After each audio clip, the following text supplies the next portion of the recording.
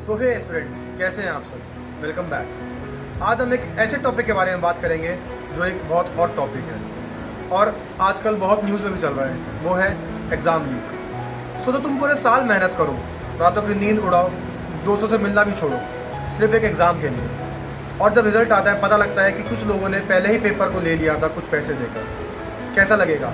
ये सिर्फ एक स्टूडेंट की कहानी नहीं है। पिछले कुछ सालों में बहुत बड़ी बड़ी एग्ज़ाम कंट्रोवर्सीज सामने आई हैं। नीट से लेकर एसएससी तक और भी बहुत बड़ी बड़ी भर्ती परीक्षाएं बार बार हेडलाइंस में आ रही हैं। आखिर सबसे बड़ा सवाल क्या है? ये पेपर लीक होता कैसे है?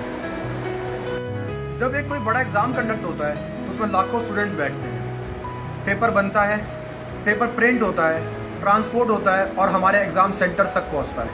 अब इस पूरी चेन में अगर कहीं भी सिक्योरिटी फेलियर होता है तो पूरा एग्ज़ाम सेंटर और पूरा सिस्टम रिस्क पे आ जाता है।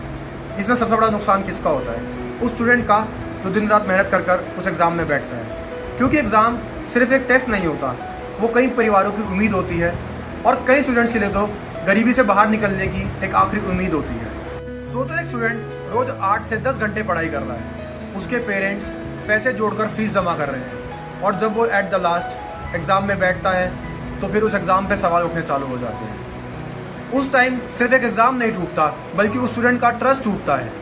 इसी वजह से जब भी कोई एग्ज़ाम कंट्रोवर्सी सामने आती है तो सड़क से लेकर सोशल मीडिया तक आवाज़ उठती है। लोग सिर्फ फेयर इन्वेस्टिगेशन की डिमांड नहीं करते बल्कि उस फेयर कॉम्पिटिशन की डिमांड करते हैं जो हर एक स्टूडेंट का हक है।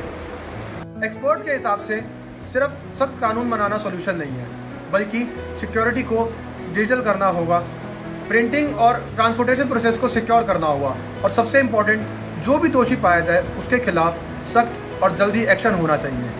क्योंकि जब तक कंपटीशन फेयर नहीं होगा तब तक स्टूडेंट का भरोसा वापस नहीं आ पाएगा।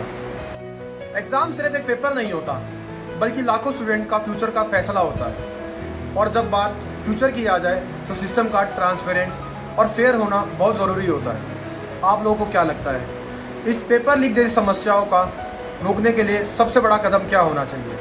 कमेंट में ज़रूर बताना। और अगर वीडियो पसंद आए तो सब्सक्राइब करना मत भूलना। इसी के साथ मिलेंगे नेक्स्ट वीडियो में, तब तक के लिए जय हिंद।